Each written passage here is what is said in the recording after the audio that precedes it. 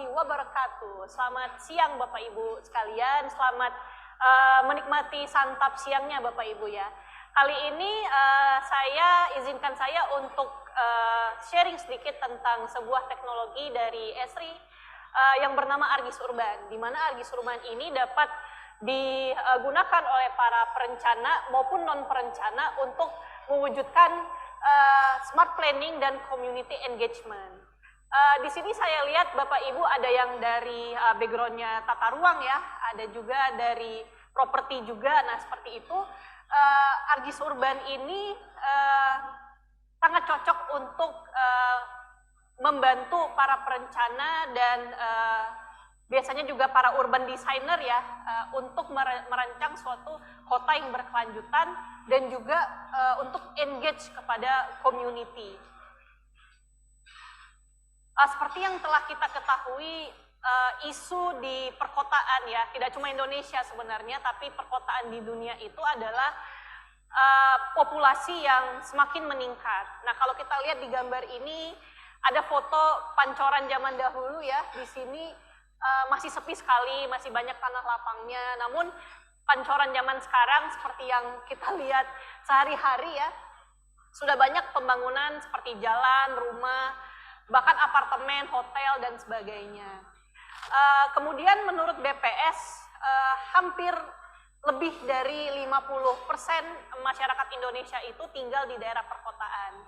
Karenanya, tingkat urbanisasi di Indonesia itu sangat tinggi, dan kepadatan penduduk Indonesia itu semakin tinggi per tahunnya. Akibatnya, lahan di kawasan perkotaan itu menjadi langka, dan pembangunan itu semakin bergerak ke arah vertikal. Jadi yang biasanya zaman orang tua kita masih banyak pilihan rumah-rumah kafling ya, landed housing. Tapi di zaman sekarang mungkin landed housing ini daya jualnya semakin rendah karena mungkin semakin tinggi harganya dan stoknya juga semakin menipis, sehingga rumah-rumah seperti apartemen dan unit-unit yang di high-rise building itu menjadi sebuah pilihan alternatif. Nah, karenanya pembangunan-pembangunan yang dilakukan oleh pengembang itu sudah mulai bergerak ke arah vertikal. Dan karena itulah perencanaan wilayah kota itu juga harus sudah memperhitungkan aspek 3 dimensi atau aspek tinggi di dalam pembangunan ya. Oleh karena itu Esri menyediakan sebuah tools untuk membantu para perencana dan para arsitek untuk melakukan simulasi rancangan di dalam bentuk 3 dimensi ya. Selain membantu untuk perancangan, Argis Urban juga dapat menganalisis dampak dari rancangan itu sendiri, lalu kemudian memvisualisasinya, dan juga sebagai alat bantu untuk mengkomunikasikan rancangan ini ke publik dan stakeholders. Jadi ada beberapa parameter di dunia proses perencanaan ya, seperti tapak bangunan, lalu kemudian ketinggian bangunan, lalu kemudian ada zonasi, RDTR, PRW, dan sebagainya. Lalu kemudian ada tabel ITBX atau tabel kegiatan apa saja yang diperbolehkan, terbatas, bersyarat, dan tidak diperbolehkan. Dan juga ada ketentuan-ketentuan seperti berapa sih misalnya infrastruktur yang harus kita sediakan ya, berapa hektar atau berapa meter persegi luas RTH yang harus kita sediakan untuk kawasan tersebut seperti itu, ataupun berapa kapasitas sampah yang harus kita sediakan untuk pembangunan yang kita rancang. Nah, parameter-parameter ini seringkali berbeda gitu dokumennya. Kalau misalnya kita lihat peta zonasi itu ada di dokumen RDTR, lalu kemudian ITBX di lampirannya sendiri, lalu kemudian SNI juga ada dokumen sendiri, sehingga untuk mengkolaborasikan itu semua sulit seperti itu ya. Namun Argis Urban di sini kita bisa mewadahi hal itu. Jadi parameter-parameter yang kita gunakan untuk perancangan itu semua disatu padukan di Argis Urban, sehingga bisa kita lakukan development simulation yang komprehensif dan mempertimbangkan banyak parameter pembangunan yang harus kita perhatikan. Nah, ada dua fitur di ArcGIS Urban. Pertama, project, di mana project ini kita bisa melakukan inventarisasi dari project atau rencana pembangunan gedung, rumah, dan sebagainya yang sedang berjalan di kota kita. Dan inventarisasi itu bisa langsung dalam bentuk 3D ya, rancangan bangunannya kah atau tapaknya kah, dan juga sebagai sarana untuk melakukan digital submission atau perizinan.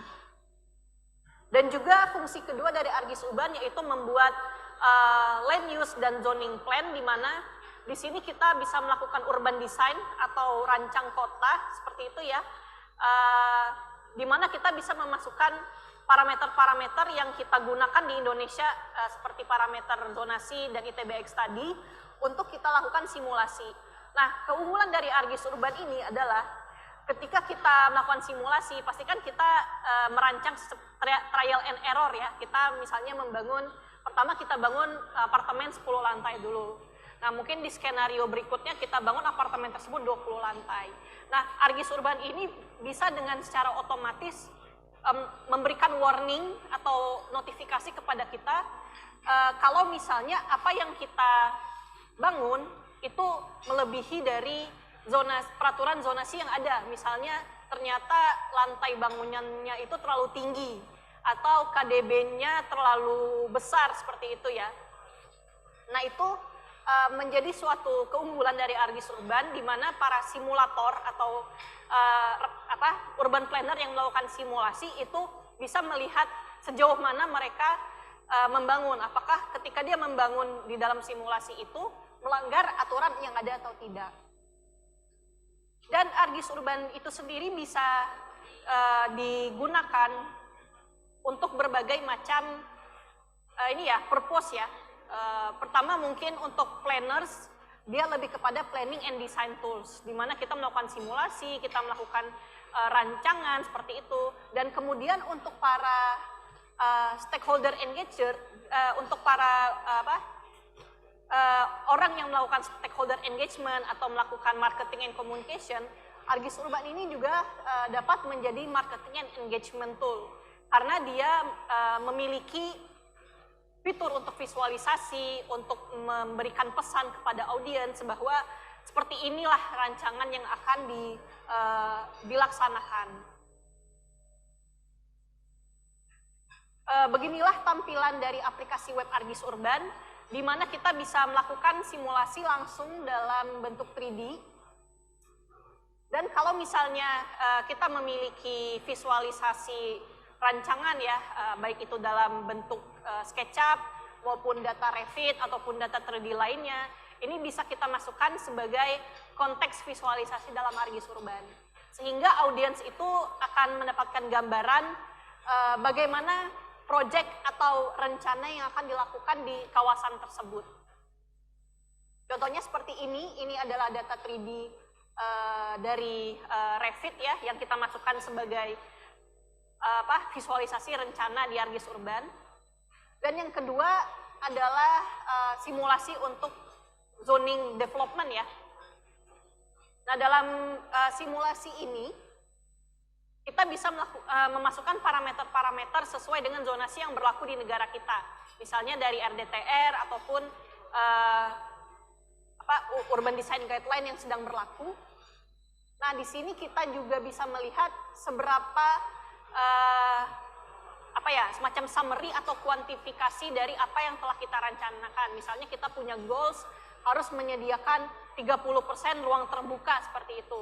Nah, dari sini kita bisa langsung menyimpulkan bahwa apakah perencanaan yang sudah kita buat itu sudah mencapai goals atau target-target yang ada. Dan juga parameter-parameter seperti ini yang bisa dihitung juga Bapak Ibu. Jadi kita bisa melakukan custom parameter seperti misalnya penyediaan infrastruktur ya, di mana kita bisa mengacu kepada dokumen dari PU ataupun dari SNI, bagaimana caranya menyediakan infrastruktur bagi sekian orang gitu, seperti itu. Nah ini bisa kita custom juga parameter ini, sehingga apa yang kita deliver dalam rancangan kita itu bersifat pemenuhan kebutuhan bagi masyarakat.